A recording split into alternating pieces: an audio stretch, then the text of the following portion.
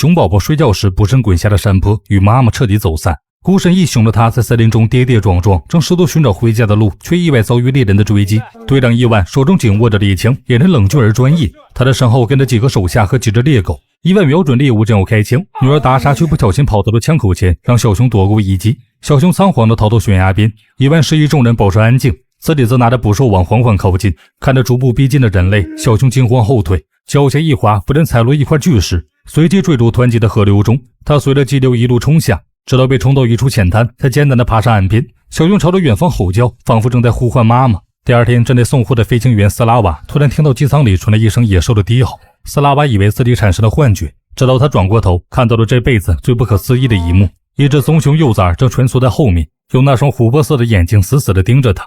斯拉瓦吓得迅速找个地方降落，得知机舱里有头熊，老板立刻叫来伊万，也就是电影开头的猎人，指派他去处理这头突然闯入飞机的熊崽。伊万带着猎枪靠近飞机，斯拉瓦小心翼翼地打开机舱门，却发现里面空空如也，小熊竟不见了踪影。夜晚，斯拉瓦的爱犬帕尔玛突然听见外面传来声响，他竖起耳朵，悄悄循声前去查看。借着微弱的月光，他看见一头小熊正蹲在角落里偷偷翻找食物。帕尔玛一时警觉，却没有叫出声，而他迅速转身跑回屋内。不一会儿，他叼着自己的食物重新走了出来，轻轻放在小熊身边。小熊感受到了善意的信号，小心翼翼地走上前，开始大口吃了起来。第二天一早，斯拉瓦在屋内做饭，他像往常一样随手把一块食物扔给帕尔玛，完全没有意识到接过食物的早已不是他熟悉的那只狗，那是一只毛茸茸的小熊，这是昨晚被帕尔玛悄悄收留的新朋友。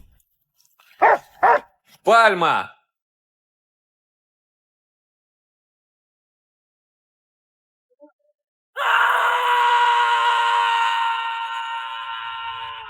人们围聚在一起，讨论着这只迷路的小熊。在这片严酷的西伯利亚林地中，像他这样失去母亲的幼崽，在野外的生存率不到 20%。西伯利亚的冬天即将来临，气温会降到-40度。没有母亲教导的小熊几乎不可能找到足够的食物度过冬眠期。这时，斯拉瓦的儿子克利亚站了出来，想要收留小熊。父亲反驳，他们这不是动物园，也没有多余的时间和精力照顾一头熊。所以斯拉瓦来找伊万帮忙，因为他有个猎场。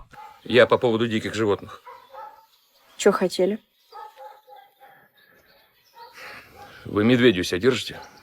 伊万的女儿达莎前来负责运送，克利亚对此表示强烈反对。他质疑达莎及其背后的机构是否可靠，担心熊会被带走反而受到伤害，甚至怀疑他们是盗猎者。双方情绪逐渐升温，甚至一度剑拔弩张。争论中，达莎突然指出一个被忽略的细节：小熊的耳朵已经发炎，需要及时滴药治疗。他讽刺道，某些人自称关心动物，却连最基本的观察都没有做到。耳部感染对小熊来说可能是致命的，因为熊的听力异常敏锐，它们的耳朵可以独立转动，就像雷达天线一样定位声远。在野外听力受损意味着无法及时发现捕食者。有趣的是，熊是少数能够直立行走的大型哺乳动物之一，它们的后腿骨骼结构与人类相似，这就是为什么在很多民间传说中，熊被赋予了类人的特征。北美原住民甚至认为熊是人类的远亲。斯拉瓦觉得小熊和自己待在一起比较有安全感，决定等小熊的耳朵好了再给它送走。所以父子俩开始着手为小熊准备栖身之所，并给小熊起名曼苏尔。在西伯利亚萨满教传统中，熊被视为森林的守护神，拥有沟通天地的能力。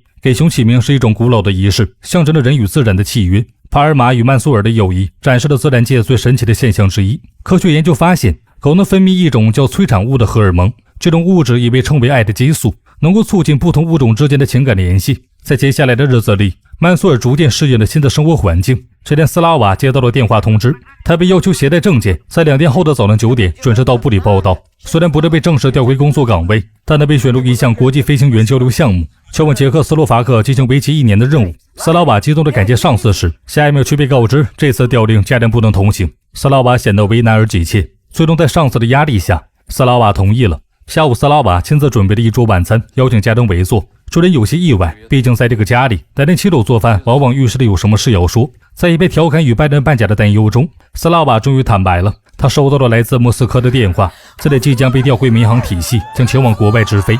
消息一出，餐桌瞬间沸腾，所有人都为他感到高兴。这次满心憧憬地问我们什么时候出发时，斯拉瓦却低声说我明天就走，而家人暂时不能同行。气氛突然凝固，尽管他尽力掩饰他眼神中的无奈早已出卖的内心。家人决定要去捷克斯洛伐克。斯拉瓦知道必须妥善安排好家里的事情，首当其冲的就是曼苏尔的去向问题。斯拉瓦联系了伊万，请他来接手曼苏尔。小熊似乎意识到了即将与家人分别，眼神中充满了不安与留恋。他用力抱住了斯拉瓦的腿，迟迟不愿松开。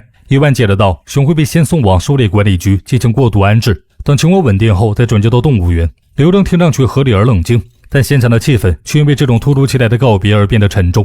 站在一旁的科利亚低声对父亲说：“或许这样对小熊来说才是最好的安排。”他努力说服自己接受这个决定，也希望身边的大人们能不再挣扎。帕尔玛也对曼苏尔十分不舍，对他来说，这只曾误闯家门的小熊早已经是自己认定的家人。第二天，拉斯瓦正在和家人告别时，意外得知伊万正打算将曼苏尔送往马戏团。这个消息如一颗炸弹，让拉斯瓦和家人顿时慌了神。拉斯瓦和家人迅速赶往车站，可等他们赶到时，却被工作人员拦了下来。列车即将出发，而就在众人焦急无措之际，帕尔玛却趁机钻上了货车车厢，父子俩只能眼睁睁地看着列车缓缓启动，载着曼苏尔和帕尔玛一同驶向远方。与此同时，火车车厢内，两个男人在玩棋盘游戏，一旁的笼子中，小熊曼苏尔发出低吼的咆哮。突然，他们听到了狗叫声，一个男人起身查看，可找了一圈也没有发现狗。藏在角落的帕尔玛突然钻出，引发了混乱。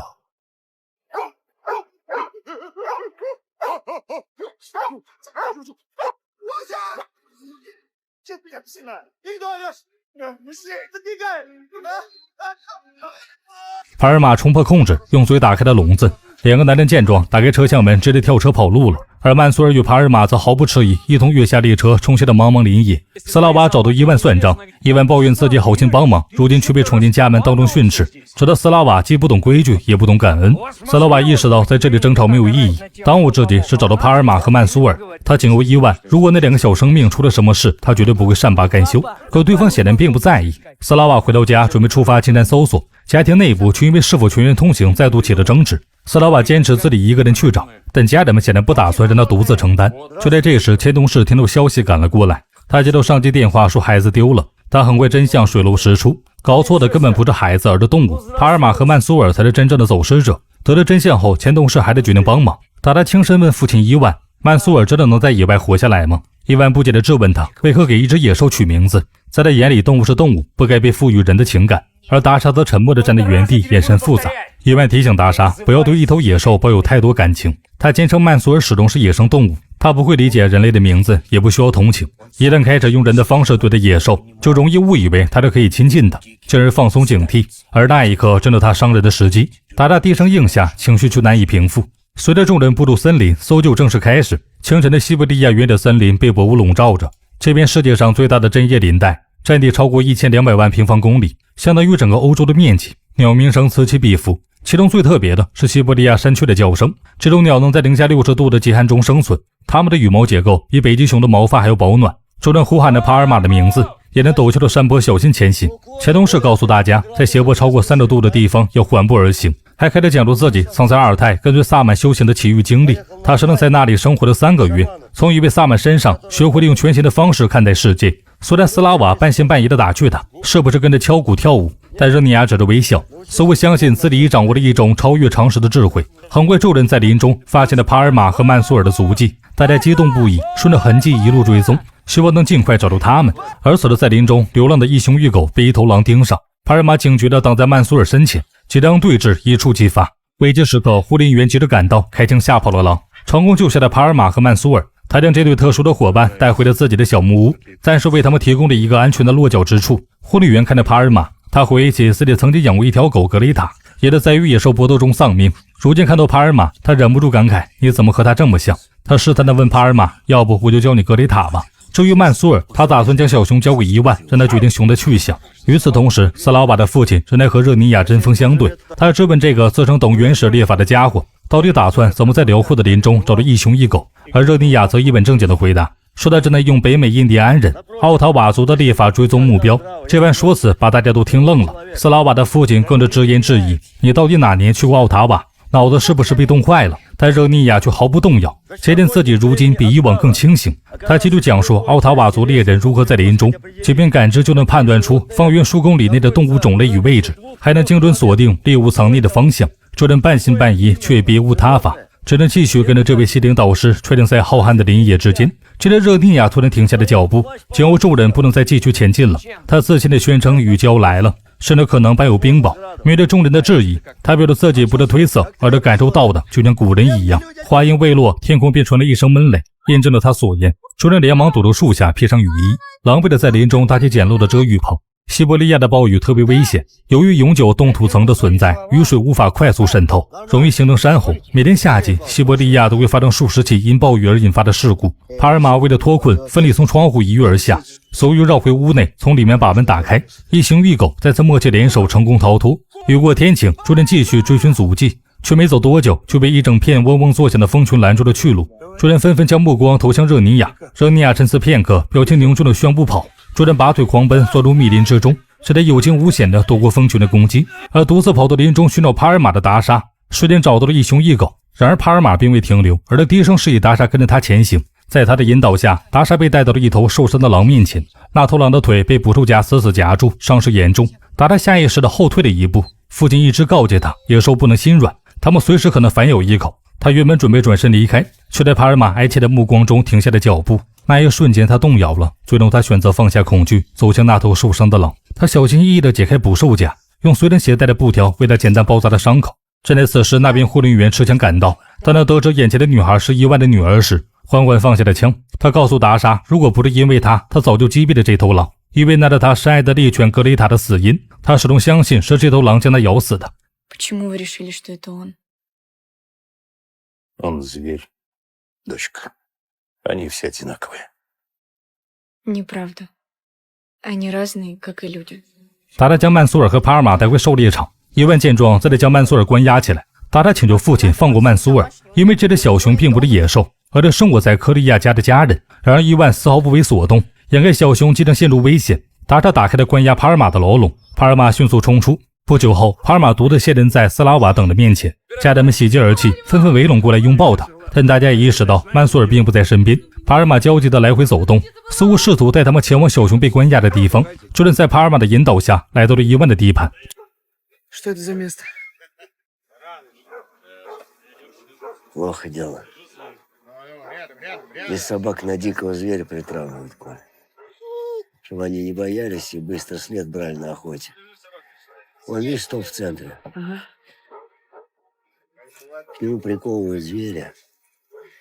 Собак выпускают и... Жень, мы поняли.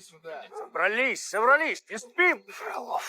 这里面关押着各种野生动物，然而很快他们的行踪就被伊万等人发现。伊万将他们控制起来后，将曼苏尔绑在树桩上。Мужики, сегодня Вячеслав Юрьевич к нам пришел на притравку посмотреть. Фролов, отпусти медведя, он ребенок еще! Пап, ну пожалуйста, отпусти! 热尼亚见状，却都将所有关押的动物全部放了出来。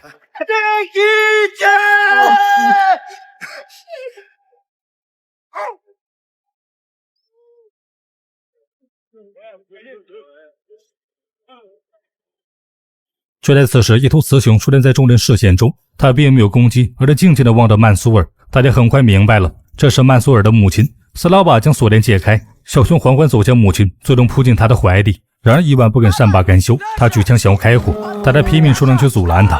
他哭喊地告诉父亲，那并不是咬死母亲的那只熊，他只是把仇恨投入到每一只野兽身上。他痛苦地说出压抑多年的话，母亲已经回不来了，他需要父亲，而不是一个现在复仇中的陌生人。最终伊万缓缓放下了枪，但突发的火灾打断了这一切，浓烟迅速蔓延，火光映红了天边，众人开始仓皇逃跑。伊万却不顾危险冲进火场灭火，大家焦急地想要救父亲，但火势太大，他根本无法靠近。就在他千钧一发之际，斯拉瓦冲了进去，追着伊万逃离。在斯拉瓦的帮助下，伊万终于获救。两个原本对立的男人在这一刻成了生死之交。伊万看着斯拉瓦，眼中第一次露出了真诚的感激。火势最终被扑灭了，虽然训练场被烧毁了大半，但所有人都安全撤离了。曼苏尔在将斯拉瓦一家和帕尔玛告别后，和他的母亲消失在了森林深处。回家后，一切似乎又恢复了平静，但斯拉瓦知道他必须做出最后的决定了。捷克斯洛伐克的工作机会还在等着他。而经历了这次事件后，他对什么才是生命中最重要的东西有了新的认识。